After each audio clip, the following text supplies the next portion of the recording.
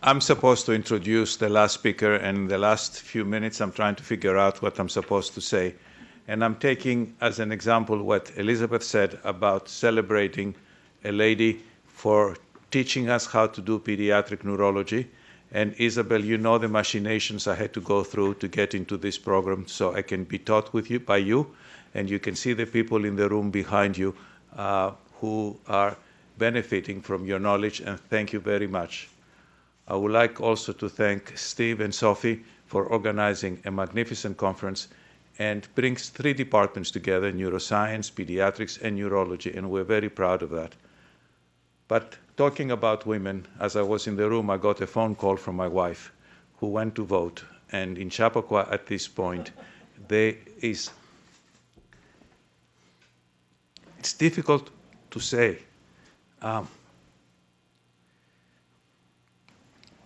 In 1975, when I met my wife, she was working for the women's lobby, trying to pass the Equal Rights Amendment. And now we may have a president.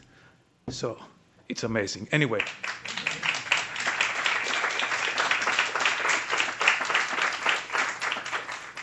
But the last person that is going to talk about us this morning is a very close friend and an amazing doctor. That's Mike Wong. Mike, can you please come up? I already took too much time to tell you about the stories on the side. Mike is the Alan P. and Josephine B. Green Professor of Pediatric Neurology at Washington University. He's a pioneer translational researcher in pediatric neurology, and we're very pleased to have him here. Mike. Thanks, Nico. And thanks to Steve and the other organizers for inviting me to this wonderful conference. For me, it is truly an honor to be here at a conference named after Dr. Rapin, who of course is a pioneer not just in autism, but in child neurology in general. I had never met her before today, but I was very fortunate to know Dr. Phil Dodge, who is another pioneer in child neurology at WashU in St. Louis. And Dr. Dodge would frequently tell me about the history of child neurology, including Dr. Rapin. So I've really come to appreciate what these giants of the field have done for child neurology. So thank you. In particular, Dr. Rapin's philosophy on trying to bridge basic science with clinical neurology way before the term translational research was invented has served as an example for many generations of clinicians and scientists in the field. And it's representative of what the TS field is trying to do in developing translational applications and targeted therapies based on basic science. It's also great to be here at Albert Einstein, which has so many of the current leaders in the field of epilepsy and intellectual disability, like Steve, Nico, Aristea, Shlomo Shinar, and many others. So thanks again for the invitation. So I'm a basic scientist and a clinician, and a major area of my clinical and research interests is, of course, tuberous sclerosis, otherwise I wouldn't be here. But I should give the disclaimer that my major area of expertise is primarily in epilepsy, not so much autism or intellectual disability. However, as we've heard, epilepsy is a very common comorbidity of intellectual disability and autism in general. And seizures may actually exacerbate cognitive and behavioral deficits. And this may be particularly true in tuberous sclerosis, where we've heard that many TSC patients have both epilepsy and intellectual disability as well as autism. So today, in my talk, I'm going to focus primarily on mechanisms of epileptogenesis, based primarily from animal models, but in the end, I'm going to try to extrapolate a little to intellectual disability and autism. So just a quick clinical background on epilepsy and TSC. Elizabeth and others have done a wonderful job outlining this, but so epilepsy is very common in TSC, occurring in up to 90% of patients. The seizures are often severe and disabling, and maybe multiple types. As we've heard, infantile spasms can occur in about a third or more of TSC patients. And then epilepsy, again, is strongly associated with intellectual disability and autism. So seizures, unfortunately, are often intractable to medication in TSC, with about 2/3 or so of TSC patients with epilepsy having drug-resistant epilepsy, as opposed to just about a 1/3 intractability rate in the general epilepsy population. The one exception is vigabatrin, which is especially effective for infantile spasms in TSC. But unfortunately, most of those patients go on to develop other seizure types, focal seizures, which tend to be drug resistant. And some TSC patients are candidates for epilepsy surgery, particularly tuberectomy, but many patients are not such good candidates for surgery due to the multifocal nature of the seizures. So clearly, more effective treatments are needed for epilepsy and TSC, including both better anticonvulsant or anti-seizure treatments to help these patients with the drug-resistant epilepsy, but also novel disease-modifying or anti-epileptogenic therapies to try to prevent the development of epilepsy in the first place. So from both a clinical and a research standpoint in trying to develop better therapies, I'm going to emphasize this distinction between symptomatic anti-seizure treatments as opposed to preventative anti-epileptogenic or disease-modifying therapies, which at this point don't exist for any type of epilepsy. So in addition to the problem of drug resistance in epilepsy, it's pretty well established at this point that our current drugs simply suppress seizures symptomatically. They don't change the underlying brain abnormalities causing epilepsy or have disease-modifying effects to prevent the development or progression of epilepsy. So that's what we're really looking for in the field. And TSC may actually represent a model population for developing such a preventative disease-modifying therapy for a couple reasons. First of all, in order to prevent epilepsy, you need to identify those patients at risk ahead of time before they start having seizures. And so some TSC patients are diagnosed at a very young age during infancy due to the cardiac tumors or other non-neurologic problems before they start having seizures. And yet these patients are at very high risk, up to 80-90%, of developing epilepsy in the future. So this may represent a very rational, feasible population to target with a preventative therapy if we had one. And secondly, there are known molecular and cell signaling abnormalities, particularly in the mTOR pathway, that may provide specific therapeutic targets for interrupting epileptogenesis at an early mechanistic stage. So from a mechanistic standpoint, I'm going to try to put this into context by first drawing analogies to the tumor field, which you kind of just heard about. So tumor growth in TSC is primarily driven by mTOR hyperactivation, which can stimulate cell growth and proliferation, protein synthesis. And as we've heard, normally the TSC genes, Martin and tuberin, act to dampen down mTOR activity and thus prevent excessive cell growth and proliferation. But in tuberous sclerosis, mutation of either TSC1 or TSC2 leads to a disinhibition or hyperactivation of mTOR, which can cause increased cell growth and proliferation and tumorigenesis. So rapamycin and other mTOR inhibitors may be able to directly counteract the effects of the TSC gene mutations by inhibiting mTOR and thus inhibiting tumor growth. And as we've heard, clinical trials clearly show that rapamycin and other mTOR inhibitors can decrease tumor growth in TSC patients. This is a SEGA before and after rapamycin treatment. So this has now led to the FDA approval of mTOR inhibitors, either everolimus or sirolimus, for brain, kidney, and lung disease in TSC, lung tumors, kidney tumors, and brain tumors. So the mTOR pathway clearly represents a rational, effective target for treating tumors in TSC, but it's not clear whether this is actually related to epilepsy. So mechanisms of epileptogenesis in TSC are not as well understood as tumorigenesis, but it's really not thought that epilepsy is caused by tumor growth per se in most cases. If anything, the seizures may be caused by these static developmental lesions that we heard about, the tubers, or in some cases it may not be directly related to any single lesion. The tubers are these focal malformations of cortical development. They don't really grow like true tumors in the classic sense, and they consist of these areas of abnormal cortical lamination, astrogliosis, and a variety of abnormal cell types like the giant cells or balloon cells.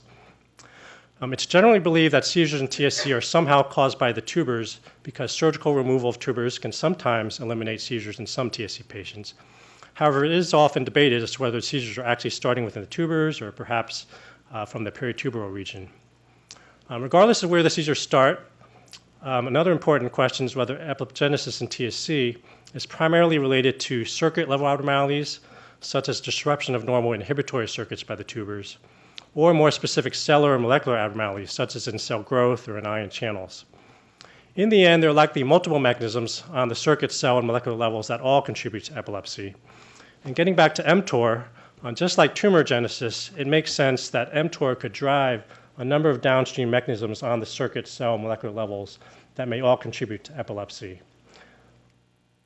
And this is especially true given what we know about mTOR's normal function in regulating such processes as synaptic plasticity, cell growth, and protein synthesis, which could affect the expression of a number of different channels or receptors. So if this is the case, then mTOR inhibitors, or rapamycin, would represent a rational treatment for epilepsy in TSC.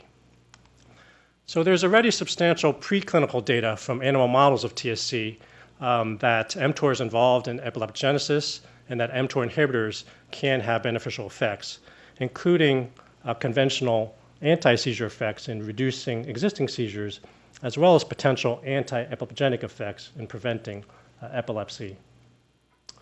So there have been a number of different mouse models. This review is a few years old. There's even more mouse models of TSC involving inactivation of the TSC1 or TSC2 gene in different cell types in the brain, and many of them do have epilepsy, and the effects of rapamycin have been tested.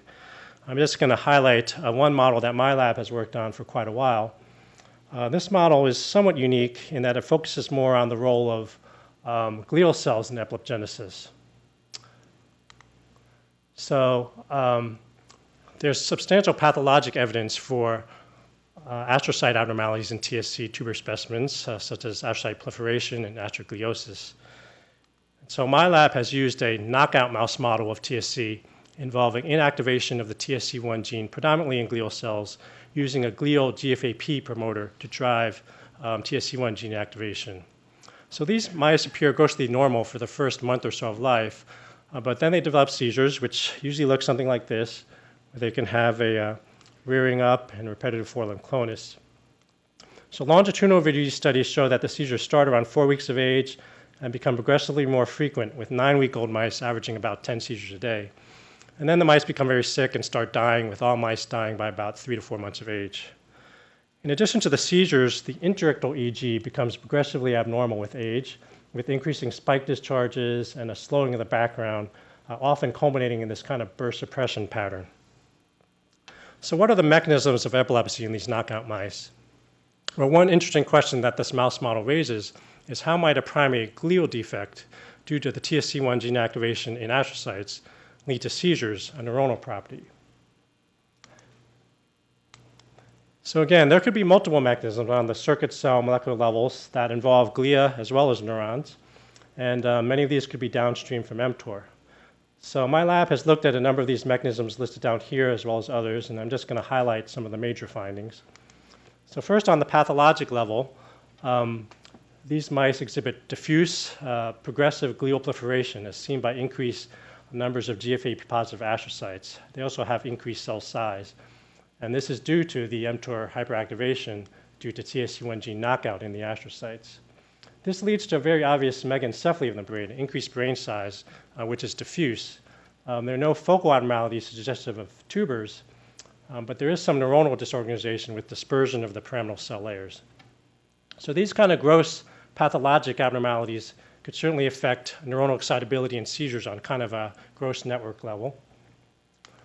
On the molecular level, we've tested a more specific hypothesis about impaired astrocyte glutamate transport.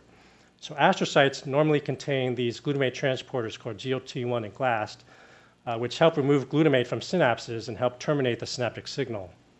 Now, the TSC genes can potentially regulate these transporters, and if there was a defect in the transporters, this could cause elevated extracellular glutamate, which could cause excessive excitation of neurons and excitotoxic cell death, both of which could promote epilepsy. So we've tested this hypothesis in these mice. A long time ago, we found that the astrocyte glutamate transporter expression of GLT1 and GLAST is decreased in the knockout mice, as seen by Western blotting. And then electrophysiology studies using whole cell recording from astrocytes found that the glutamate transporter currents, basically the function of these transporters, are decreased in the knockout mice. And this was correlated with elevated extracellular glutamate levels as well as neuronal death. So we can use pharmacological methods to try to induce a GLT1 expression, in this case with the drug ceftriaxone of all things. And this is able to restore normal GLT1 expression in the knockout mice, reduce extracellular glutamate, and reduce neuronal death. This is a fluorojade neuronal death stain. And so the knockout mice have increased neuronal death, and ceftriaxone can partially reverse that deficit or that defect. And then the ceftriaxone can also decrease the seizure frequency, suggesting that this astrocyte glutamate mechanism may be pathogenic for epilepsy in these mice. More recently, we've looked at inflammatory markers that are increased in the knockout mice, including chemokines like CXCL10 and cytokines like IL-1 beta. And these localize primarily to the astrocytes in the mice. So we can use anti-inflammatory treatments such as this epicatechin or ECG, which will suppress the inflammatory response.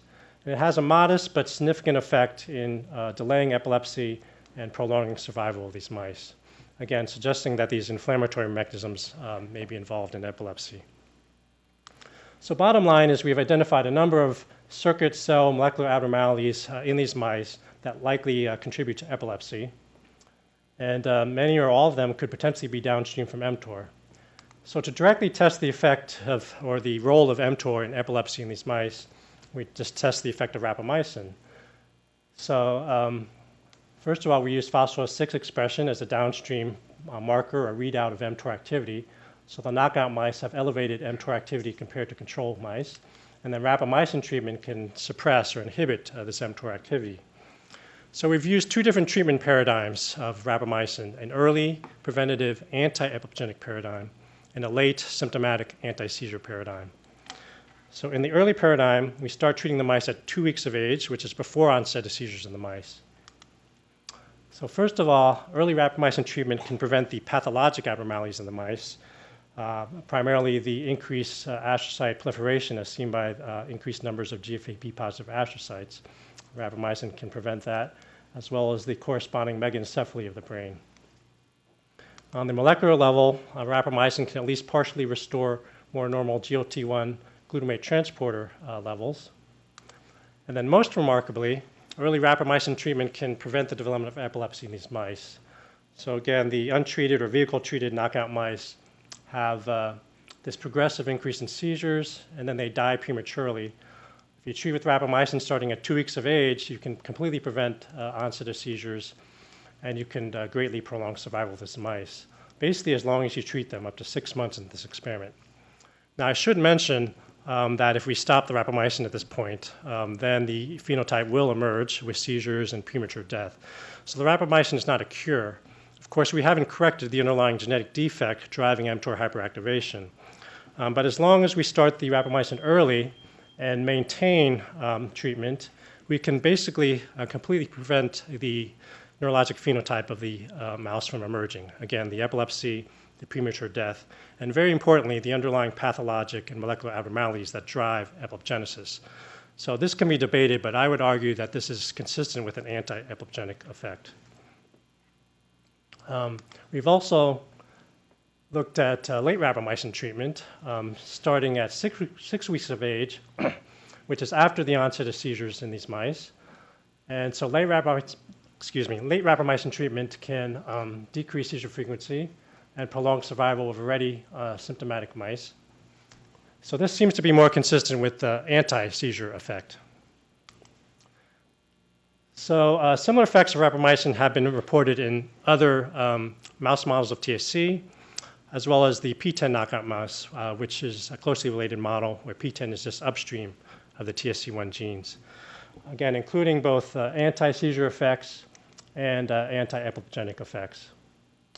So the preclinical data supporting the effect of mTOR inhibitors against epilepsy and TSC is quite consistent and compelling. And so this is starting to be translated into patients. So this is the recently published results from a clinical trial, EXIST-3. My center participated, but I think there was over 50 centers worldwide. This was a Novartis-sponsored trial. So this is a phase 3 randomized, double-blind, placebo-controlled trial looking at the effect of everolimus as an adjunctive treatment for drug-resistant epilepsy in TSC patients. So there were two treatment groups, a high dose and a low dose, everolimus, not rapamycin. Everolimus is a rapamycin analog, and a placebo group. And so the main result was that the high dose everolimus had a 40% response rate versus 15% response rate in placebo. Response being standardly defined as a greater than 50% reduction in seizure frequency.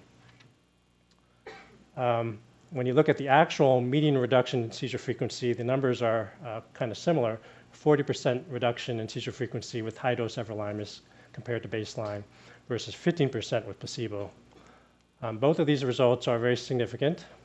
So overall, I think the results of this clinical trial are important and exciting because if FDA approval was sought and achieved for this indication, which it seems very likely at this point, I believe this would represent probably the first drug approved for epilepsy with a completely different mechanism of action, again, targeting a cell signaling pathway, as opposed to most or pretty much all approved drugs for epilepsy, which seem to directly dampen neuronal excitability by modulating ion channels or neurotransmitter receptors or neurotransmitter metabolism, basically. So from a mechanistic standpoint, I think this represents a big breakthrough, basically. But when you talk about clinical efficacy, really the effect of everolimus here, this 40% response rate versus 15% for placebo, is pretty comparable to all other drugs that have been approved for epilepsy. Really, the most important thing is the percentage of patients who become seizure-free are still relatively low on this drug, similar to other drugs that have been approved.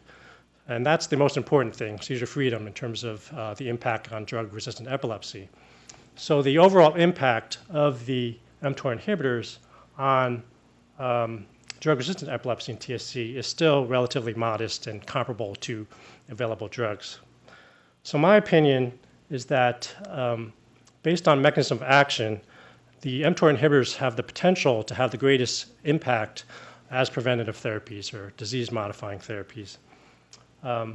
Again, these don't currently exist for any type of epilepsy, but TSC may be a model system, model disease for developing this type of therapy because, again, some patients can be identified pre-symptomatically and they are a high-risk population. And now we have this rational drug target with mTOR. However, preventative drug trials are much more difficult to conduct for a number of reasons compared to the standard add-on anti-seizure trial with a drug-resistant patient. So there has not been a mTOR inhibitor trial for prevention at this point. But as I think was mentioned, there are a couple of trials looking at vigabatrin as preventative therapy for TSC. We can talk about that more in the discussion, but I'm focusing more on mTOR inhibitors because of the novel mechanism of action. And I believe that mTOR inhibitors potentially have even more potential as preventative therapy. On the other hand, there are some special considerations and limitations for a preventative approach. First of all, the risks and side effects of treating asymptomatic patients seems to be magnified compared to a patient who already has symptoms, where the benefit versus risk seems to be less if you're not having symptoms yet. This may be especially true in infants. Everyone gets nervous about treating an asymptomatic baby with a drug that could have side effects. But this may be necessary for TSC because the epilepsy starts so early.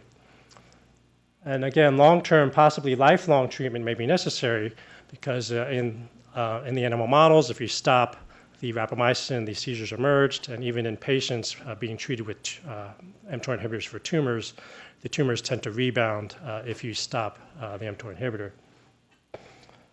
So there's definitely concern about the chronic long-term side effects of having a preventive approach with mTOR inhibitors.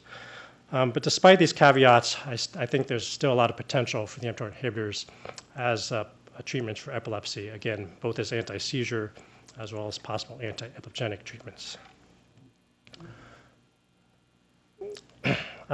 So beyond mTOR, there are certainly other drug targets that are available, even downstream from mTOR.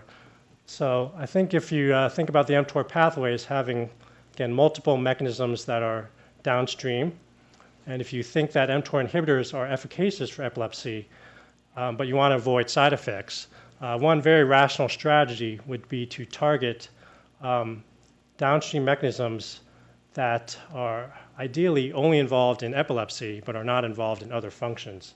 So you can target these downstream mechanisms, be effective, but hopefully reduce side effects. So I've already mentioned a couple of possible examples. Again, you could try to target astrocyte glutamate transporters with inducers of these transporters.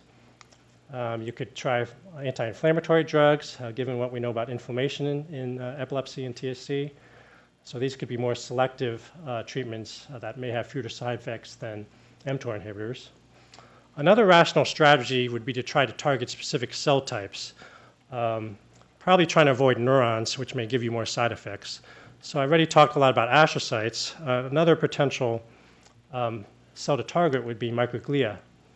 So microglia are the resident macrophages in the brain involved in innate immunity. And there is pathologic evidence for microglia abnormalities or activation in TSC specimens, tuber specimens. It's work by Pete and Eleanor Aronica. So to directly test the effect of microglia or the role of microglia in epilepsy and TSC, we've recently created a novel mouse model targeting the microglia using a CX3-CR1 promoter to drive TSC1 gene activation in the microglia. So CX3-CR1 is a chemokine receptor that's expressed selectively in microglia. So this is actually unpublished data, but our preliminary data suggests that the microglia are activated in this model. This is IBA1 staining for microglia. And the brains also have megaencephaly, similar to the GFAP mice.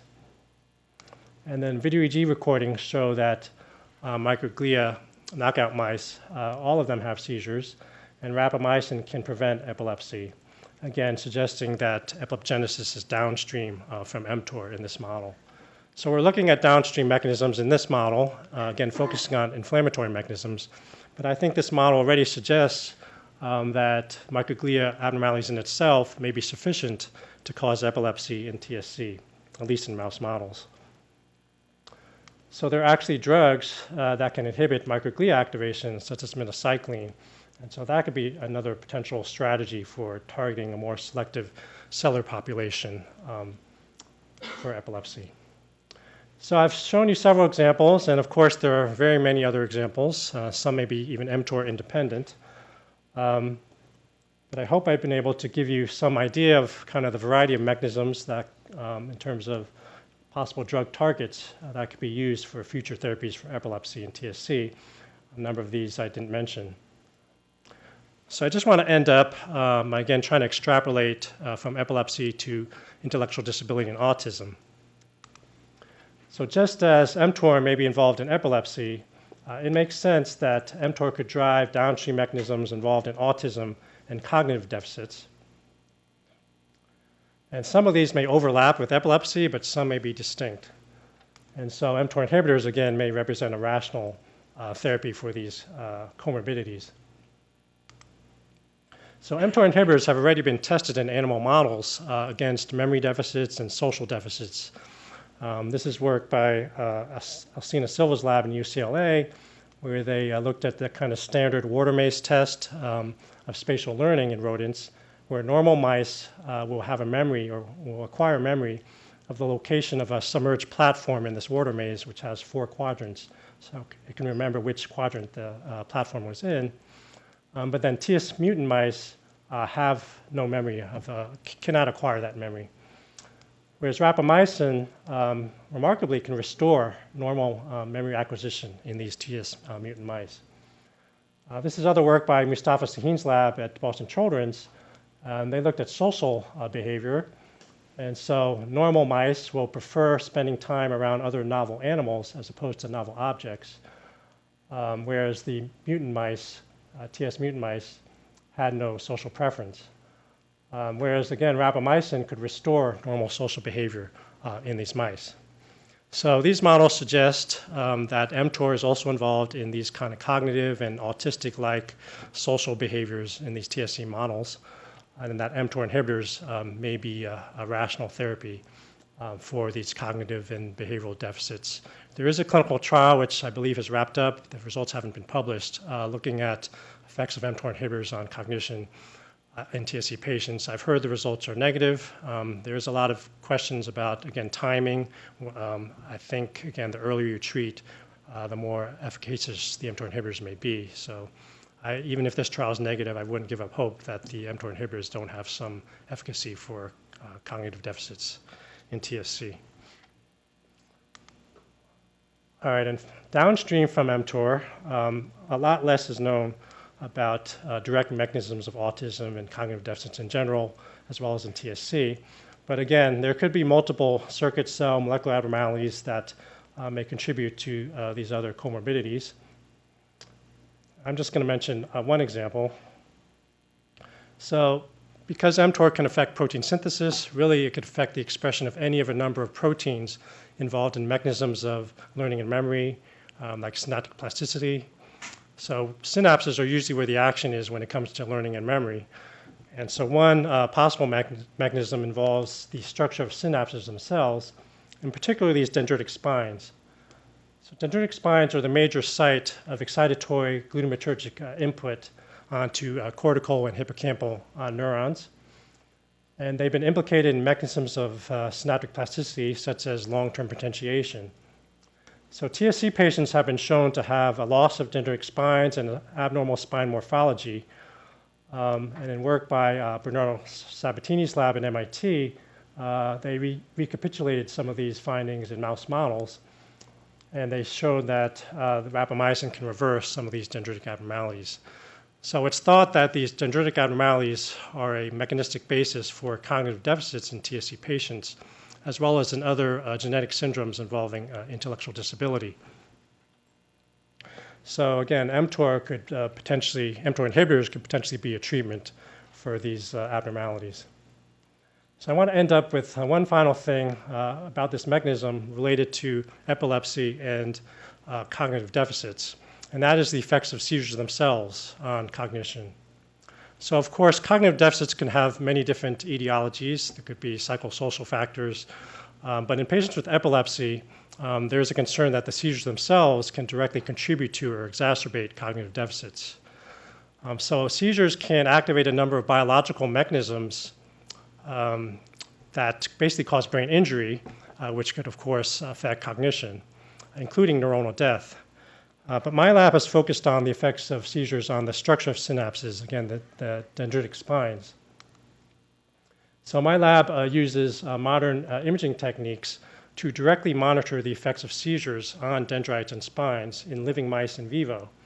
So we do craniotomies on these mice that express a green fluorescent protein in cortical neurons and dendrites. And we can do time-lapse two-photon imaging in these mice before and at various time points after seizures. We can monitor spontaneous seizures, such as in the TS mice, but it's more convenient to just induce seizures by a drug like kainate. So first of all, under controlled conditions, the dendrites have very little changes over short periods of time. But if you give a mouse a big seizure, you can see these dramatic acute changes in the dendrites, this beating up of the dendrites and the loss of the spines. Now, the beating will recover pretty quickly over time, but there seems to be a persistent loss of dendritic spines. So we can follow and quantify the spine loss over time in the same mice. Basically, after a long seizure, you see this dramatic 80% loss of spines. There's some recovery, but there appears to be a persistent loss of spines that lasts at least 6 weeks. So again, we think this is a mechanistic basis of cognitive deficits. And from a mechanistic standpoint, we've looked at different proteins, in particular structural proteins like actin, and they seem to break down with the seizures, and it appears to be downstream from mTOR. I won't show you the data on the proteins themselves, but bottom line is rapamycin can prevent or reverse this dendritic injury, indicating that it is mTOR dependent. So again, we think that this could be a basis of cognitive deficits exacerbated by seizures, and excuse me, mTOR inhibitors may be rational treatments for these deficits. So again, I hope I've been able to show you a number of different examples of mechanisms that may be involved in epilepsy, as well as cognitive deficits in TSC, including mTOR itself, as well as downstream mechanisms. So to summarize, the mTOR pathway is critical for epileptogenesis. In mouse models of TSC, mTOR inhibitors have both preventative, anti-epileptogenic, and symptomatic anti-seizure effects on epilepsy in these models. And clinical trials already established efficacy of mTOR inhibitors against drug-resistant epilepsy in TSC patients, although, again, the effects are pretty comparable to other drugs that are already out there. But again, hopefully, preventative trials may be in the future for mTOR inhibitors, which may have even bigger impact. The mTOR pathway is also critical for cognitive dysfunction and social deficits in some mouse models of TSC, and mTOR inhibitors have potential for treating these deficits. And then downstream, a number of mechanisms downstream from mTOR on the circuit cell molecular levels may provide additional, more specific targets for therapeutic intervention, including glutamate transporters and inflammatory mechanisms, dendritic spine function, but there are many others. I just want to thank people in my lab who did the work that I showed you, as well as support from a number of different institutions. Thank you very much.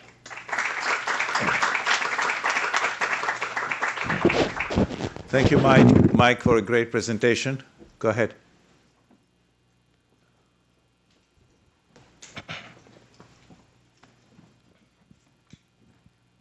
Thank you. Nice talk. I have a question regarding your dendritic spine data. So I was under the impression that mTOR complex 2 is involved in the cytoskeletal changes and things like this, but you're seeing that it's rapamycin, or it's alleviated by the rapamycin treatment. So I was wondering if you could comment on that. Yeah, you're definitely right. There's a lot of literature on mTOR2 and dendritic spine and actin. In our lab so far, I mean, we're still looking at this. We have not found a dramatic modulation of mTOR2, so I'm not sure why there's that discrepancy, but definitely mTOR1 also seems to be involved as we can reverse it with rapamycin. Of course, you should know that rapamycin is not really specific for mTOR1 chronically. I think acutely it's more specific, but if you give it over, I think, at least a day or two, chronic administration does also affect mTOR2. So, yeah. Any other questions? Yeah.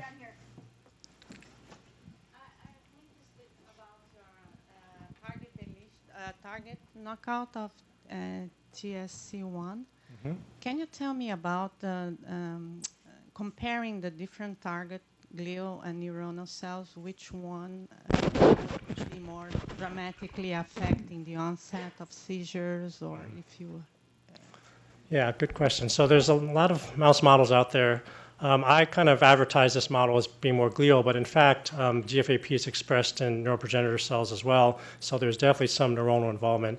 So there's actually not, as far as I know, a pure glial model of TSC1, and this is just in neuroscience in general. I think it's difficult to generate an astrocyte-specific knockout. We're trying to do some things with inducible Cre postnatal that may be more specific, but even then we're not sure. But to answer your question, basically, there's no perfect model of TSC. There's definitely different models that are focusing more on neurons, more on glia. We're getting into microglia. I think they all give us a snapshot or a picture of part of the story, but obviously there's no model that recapitulates everything. Thank you, Mike.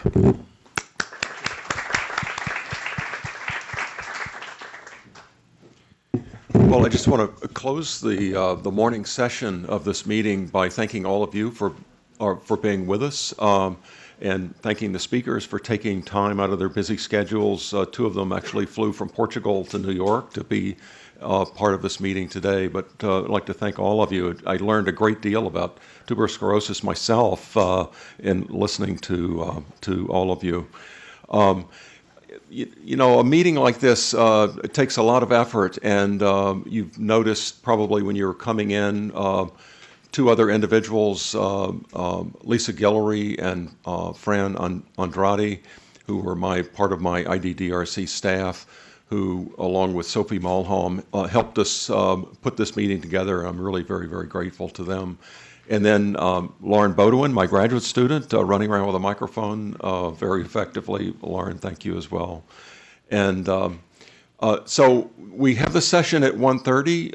I would really encourage any of you who are interested to please come and just be part of that very informal discussion up in room 451. But before that, we have sandwiches and other lunch materials out here in the foyer again. So please come and have lunch with us as well.